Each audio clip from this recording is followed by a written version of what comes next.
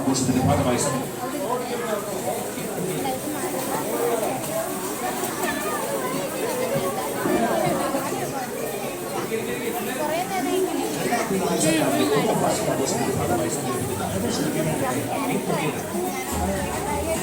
നീ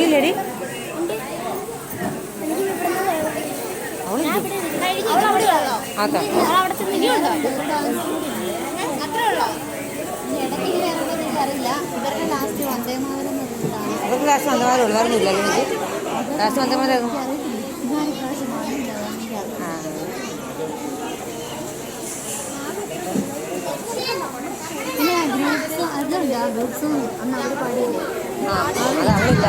അടുത്ത കുട്ടികളുടെ സ്കിറ്റാണ്.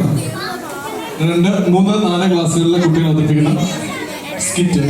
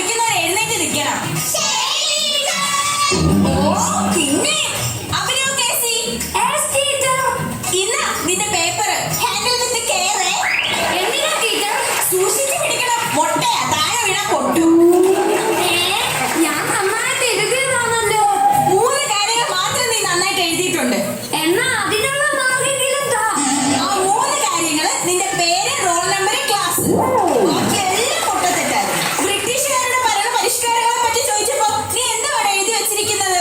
ബ്രിട്ടീഷുകാരുടെ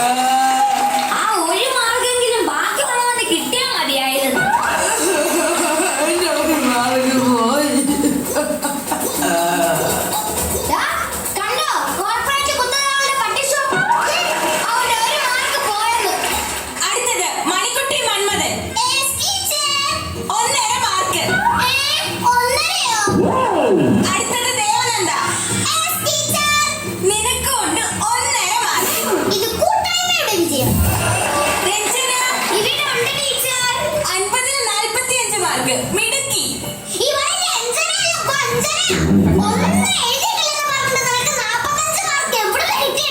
സത്യമായിട്ട് ഞാൻ ഒന്നും എഴുതിയിട്ടില്ലടി. ഇതെന്തോ മിറാക്കിൾ സംഭവിച്ചതാ.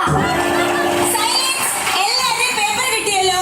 ഇനി ആർക്കെങ്കിലും എന്തെങ്കിലും സംശയം ചോദിക്കാനുണ്ടെങ്കിൽ ആവാം. നമ്മുടെ പഴയ സെക്യൂരിറ്റി അങ്കിളിനെ ഇപ്പൊ കാണാനില്ലല്ലോ. എന്ത് പറ്റി? അങ്കിൾ എവിടെ പോയി? അയാളെ ജോലിയിൽ നിന്ന് പിരിച്ചു വിട്ടു. എന്തിനാ ടീച്ചറെ പിരിച്ചുവിട്ടത്? +2 പിരീക്ഷയ്ക്ക് വന്ന പിള്ളേരുടെ ഹാൾ ടിക്കറ്റ് വലിച്ചു കീറിയതിന്.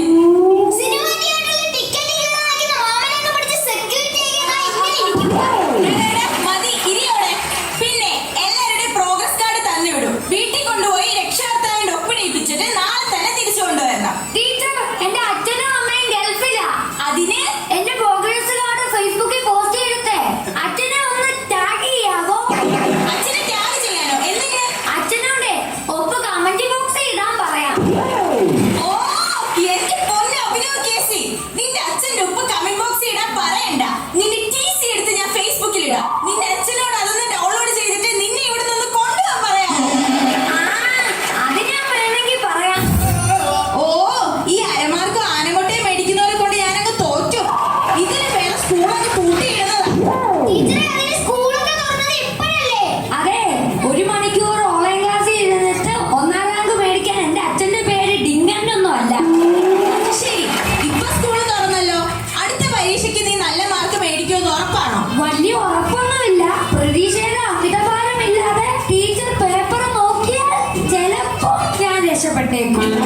എന്റെ പൊന്ന് അഭിനവ് കേസി, നിന്റെ TC മേടിച്ചുകൊണ്ടൊന്ന് പോകാമോ?